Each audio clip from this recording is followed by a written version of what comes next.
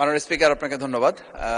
মাননীয় মন্ত্রীর কাছে আমার প্রশ্ন হচ্ছে, আমার দক্ষিণ অঞ্চল পটুয়াখালী জেলা থেকে আমার সংসদীয় আসন ১১২ বাউফল ২, সেখানে প্রায় ৫ লক্ষ মানুষের বসবাস।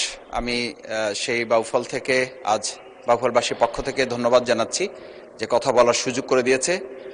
সেখানে আমি লক্ষ্য করেছি, আমি সেবক হিসাবে, খাদেম হিসাবে নির্বাচিত হওয়ার পর অসংখ্য মামলায় আমাদের জনগণ অতিষ্ঠ হয়ে আছে। সেই মামলাগুলো পরিচালনার জন্য জেলা আদালতের পাশাপাশি আমাদের উপজেলা অঙ্গনে বা বাউফলের এই ৫ লক্ষ মানুষের জন্য একটা আদালতের ব্যবস্থা করে দেওয়ার ব্যাপারে মাননীয় মন্ত্রী কোনো পদক্ষেপ নিয়ে আমার এই ৫ লক্ষ মানুষের কল্যাণে তাদের জন্য কিছু উদ্যোগ তিনি গ্রহণ করবেন কিনা, তাহলে কৃতজ্ঞ থাকবো। সেই বিষয়ে একটু জানতে চাই।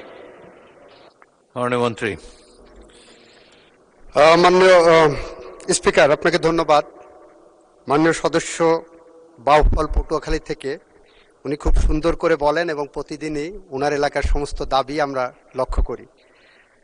এর সাথে বাংলাদেশ সুপ্রিম কোর্টের সিদ্ধান্ত জড়িয়ে আছে এবং আমাদের বর্তমান যে কাঠামো, বিচারিক আদালতগুলোর কাঠামো, সেই কাঠামোর মধ্যে সেপারেট করে উপজেলা লেভেলে কোনো আদালত প্রতিস্থাপনের সুযোগ নাই।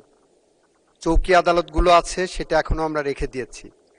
যদি ভবিষ্যতে সময়ের প্রয়োজনে সুপ্রিম কোর্ট মনে করেন বা আমরা আলোচনা করব যে আমাদের উপজেলা লেভেল পর্যন্ত আবার আদালত নিয়ে যাওয়ার সুযোগ আছে, সেখানেও একটা আইনি প্রশ্ন আছে এবং এটা জাতীয় সনদে আছে। জাতীয় সনদ যখন আমরা বাস্তবায়নের দিকে আগাবো, সাংবিধানিক সংশোধনের মাধ্যমে সেখানে এই আলোচনাগুলো করে আমরা যথাযথ ব্যবস্থা নেব।